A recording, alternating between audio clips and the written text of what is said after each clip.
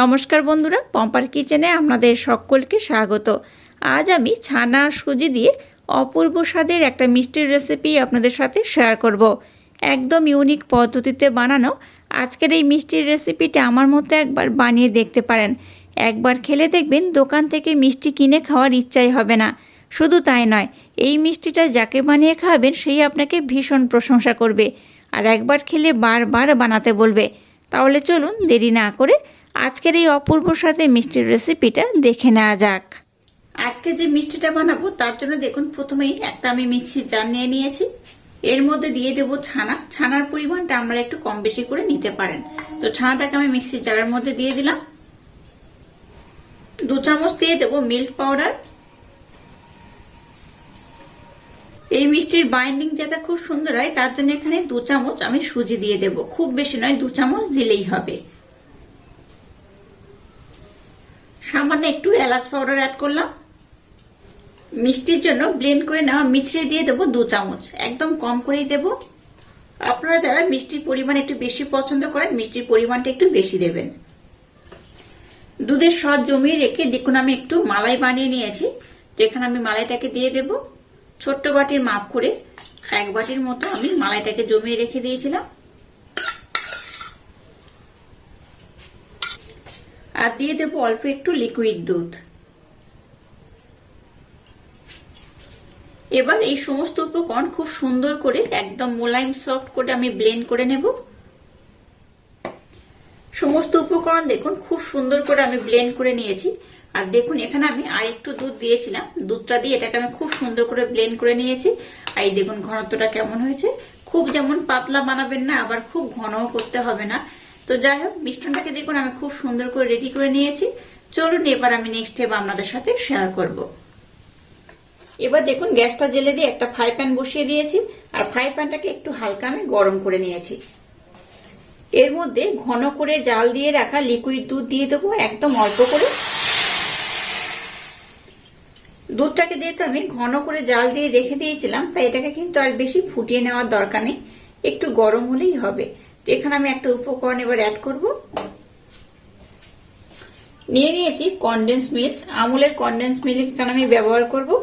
খুব বেশি নয়, 1 থেকে 1.5 চামচের মতো দিলেই হবে।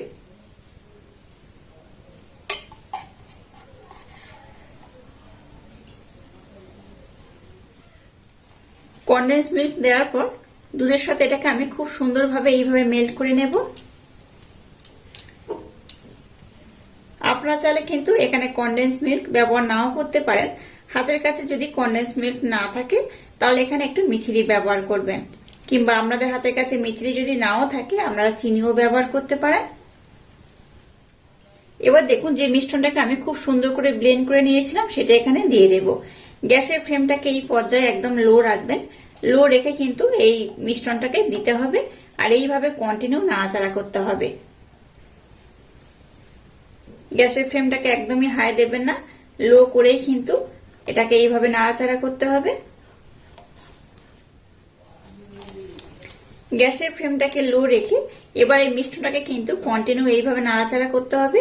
আর এখানে যেহেতু অল্প একটু আমি সুজি ব্যবহার করেছিলাম তাই সুজিটা কিন্তু ডলা পাকিয়ে যেতে পারে, তাই এইভাবে কন্টিনিউ কিন্তু নাড়াচাড়া করতে হবে। আর গ্যাসের ফ্লেমটাকে একদমই হাই দেবেন না, লো করে এইভাবে অনবরত নাড়াচাড়া করতে করতে দেখবেন এটা কিন্তু খুব সুন্দর একটা টাইট ডোতে পরিণত হবে। আবারও এটাকে আমি খুব সুন্দরভাবে এইভাবে নাড়াচাড়া করতে করতে একটা ডোতে পরিণত করে নেব। গ্যাসের ফ্লেমটাকে একদম লো রেখে এটাকে নাড়াচাড়া করতে করতে দেখুন কতটা ঘন হয়ে গেছে। এটাকে কিন্তু আর একটু ঘন করে বানাতে হবে। দেখুন কতটা ঘন হয়েছে। আর ঘনত্বটা আস্তে আস্তে কিন্তু একদম চেঞ্জ হয়ে যাবে। একদম ইউনিক পদ্ধতিতে বানানো এই মিষ্টিটা একবার না বানালে ভীষণ মিস করবেন। আর একবার বানিয়ে খেলে দেখবেন দোকান থেকে আর কোনো মিষ্টি কিনে খাওয়ার ইচ্ছাই হবে না। এটা এতটাই অপূর্ব খেতে হয়। এখানে আমি আরো একটা উপকরণ অ্যাড করব, তবে একটু পরে। এটাকে আমি আর একটু ঘন করে নেব, তারপর আমি সেই উপকরণটা এখানে অ্যাড করব। এইভাবে কন্টিনিউ কিন্তু নাড়াচাড়া করবেন, নতুবা তলাতে লেগে যেতে পারে বা মিশ্রণটা একদম লাল হয়ে যেতে পারে। তাই এইভাবে একটু নাড়াচাড়া করে করে এটাকে কিন্তু একটা ঘন বা টাইট ডোতে পরিণত করতে হবে।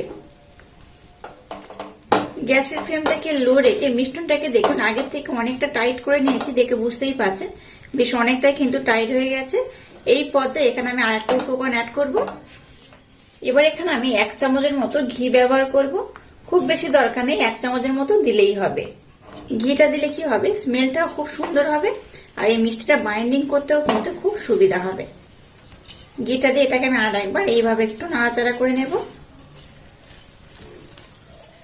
এইভাবে এই মিষ্টিটা যাকে বানিয়ে খাওয়াবেন সেই কিন্তু আপনাকে ভীষণ প্রশংসা করবে আর কিভাবে এই মিষ্টিটা বানিয়েছেন জানতেও চাইবে। এটা এতটাই অপূর্ব খেতে হয় আর দেখেই বুঝতে পারছেন কতটা লোভনীয় হতে পারে এই মিষ্টিটা। তো যাই হোক, আমি কিন্তু খুব সুন্দরভাবে এটাকে একটা ডো করে নিয়েছি আর এটা যখন ঠান্ডা হবে আর একটু কিন্তু টাইট হয়ে যাবে। এটাকে আমি আর খুব বেশি টাইট করব না। ঘিটা দেওয়ার পর এটাকে দেখুন একটু হালকা টাইট ডোতে আমি পরিণত করে নিয়েছি। এবার আমি গ্যাসটাকে বন্ধ করে দিলাম। গ্যাসটাকে বন্ধ করে দিয়েছি। এবার এটাকে আমি একটু রেস্টে রেখে দেব, মানে একটু ঠান্ডা হতে দেব।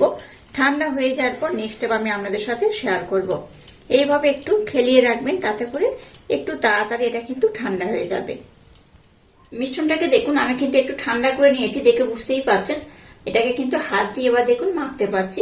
এইভাবে কিন্তু এটাকে খুব সুন্দর করে ঠান্ডা করে নিতে হবে। এবার মিশ্রণটাকে আমি একবার মেখে নেব। একটু মেখে নিলে কি হবে, তাহলে কিন্তু মিশ্রণটা আরেকটু স্মুথ হবে। যেহেতু উপরের পোর্শনটা একটু টাইট হয়ে গেছে ঠান্ডা হয়ে যাওয়ার পর, তাই মিশ্রণটাকে একেবারে খুব সুন্দর করে একবার মেখে নিলে মিষ্টিটা বানাতে সুবিধা হবে। মিশ্রণটাকে যেমন খুব নরম রাখিনি তেমন খুব টাইটও করিনি, দেখে বুঝতেই পারছেন মিশ্রণটা কেমন হয়েছে। এইরকম কিন্তু একদম মোলায়েম সফট করে বানালে আজকে যে মিষ্টিটা বানাবো বানাতে খুব সুবিধা হবে আর একদম পারফেক্ট হবে। মিশ্রণটাকে দেখুন খুব সুন্দর করে মেখে নিয়েছি। এবার এখান থেকে হাতের মধ্যে অল্প অল্প করে মিশ্রণ আমি নিয়ে নেব। খুব বেশি নেব না, এইভাবে অল্প করে নেব। আর যদি মনে হয় হাতের মধ্যে একটু ঘি নেবেন তাতেও কিন্তু কোনো রকম সমস্যা নেই। হাতের মধ্যে দিয়ে এইভাবে একটু কিন্তু গোল করে নিতে হবে। দেখুন মিশ্রণটাকে আমি খুব সুন্দর করে গোল করে নিয়েছি। এবার একটা পাত্রের মধ্যে আমি রেখে দেব। এই পাত্রের মধ্যে রেখে এইভাবে একটু আমি দেখুন একটু হাত দিয়ে এইভাবে একটু ট্যাপ করে দেব। এই মিডিল পোর্শনে একটু যেমন করে গর্ত করা হয় এইভাবে একটু গর্ত করে দিতে হবে। এইভাবে করে নিলাম। আবার এখান থেকে অল্প একটু মিশ্রণ আমি নিয়ে নেব। আপনারা চাইলে কিন্তু এই মিষ্টিটাকে একটু ছোট বড় করেও বানাতে পারেন।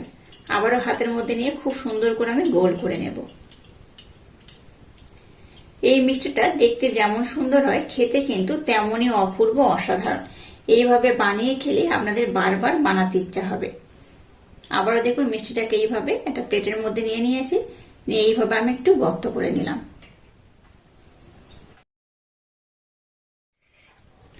এবার দেখুন এখানে নিয়েছি নারকেল কুড়োনো। তো নারকেল কুড়োনোটাকে আমি কিন্তু বাড়িতে খুব সুন্দর করে শুকিয়ে নিয়েছি, দেখে বুঝতেই পারছেন। নারকেলের যে পাউডারটা আমি ব্যবহার করছি এটা কিন্তু আমি বাইরে থেকে কিনে নিই, এটা বাড়িতে বানানো। এবার কি করব, এই একটা মিষ্টি নিয়ে নিয়েছি। এবার এর মধ্যে এটাকে আমি একটু ডিপ করিয়ে নেব। এইভাবে দেখুন দিয়ে দিলে দেখতেও ভালো লাগবে, খেতেও কিন্তু খুব সুন্দর লাগবে। প্রত্যেকটা মিষ্টি কিন্তু এইভাবে আমি একটু এই যে কুড়িয়ে নেওয়া নারকেল বা শুকনো কুড়িয়ে নেওয়া যে নারকেল বা নারকেলের পাউডারের মধ্যে এইভাবে একটু ডিপ করিয়ে নেব। তাতে করে মিষ্টিগুলো দেখতে আরো বেশি ভালো লাগবে। দেখুন কতটা লোভনীয় দেখতে লাগছে। আর একইভাবে সবগুলোকে আমি সুন্দর করে বানিয়ে নেব। এগুলোকে খুব সুন্দরভাবে দেখুন নারকেলের যে পাউডার আমি নিয়েছি শুকনো পাউডার সেটাকে দিয়ে দিয়েছি, দেখে বুঝতেই পারছেন। এবার দেখুন নিয়ে নিয়েছি একটু জ্যাম। এবার এই জ্যামটাকে উপর থেকে একটু আমি দিয়ে দেব। খুব বেশি নয়, অল্প অল্প করে দেব, যাতে দেখতে খুব ভালো লাগে। খেতে তো ভালো লাগবে, দেখতেও কিন্তু খুব সুন্দর লাগবে। এইভাবে একটু কম কম করে দিলেই হবে। আর যারা জ্যাম খেতে বেশি পছন্দ করেন তো জ্যামের পরিমাণটা একটু বেশি দেবেন, তাতে করে কোনো রকমের সমস্যা নেই। দেখুন মিষ্টিটা জ্যাম দেওয়ার পর কতটা লোভনীয় দেখতে হয়েছে। এইভাবে যদি মিষ্টি বানিয়ে পরিবেশন করেন দেখবেন যারা খাবে আপনাকে ভীষণ প্রশংসা করবে। শুধু তাই নয়, আর কিভাবে মিষ্টিটা বানিয়েছেন সেটাও কিন্তু জানতে চাইবে।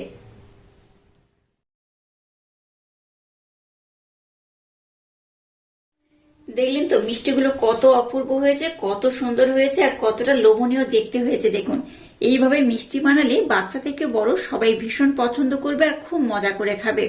আর এই মিষ্টি একবার খেলে দোকানের কোনো মিষ্টি খেতে আর ইচ্ছাই করবে না। যাই হোক, আজকের এই অপূর্ব স্বাদে ইউনিক পদ্ধতিতে বানানো এই মিষ্টির রেসিপিটা যদি আপনাদের ভালো লাগে তাহলে চ্যানেলটাকে লাইক, শেয়ার, কমেন্ট এবং সাবস্ক্রাইব করবেন আর পাশে থাকা বেল আইকনটা প্রেস করে দেবেন। তাহলে টাটা, আবার দেখা হচ্ছে নতুন কোনো রেসিপি নিয়ে।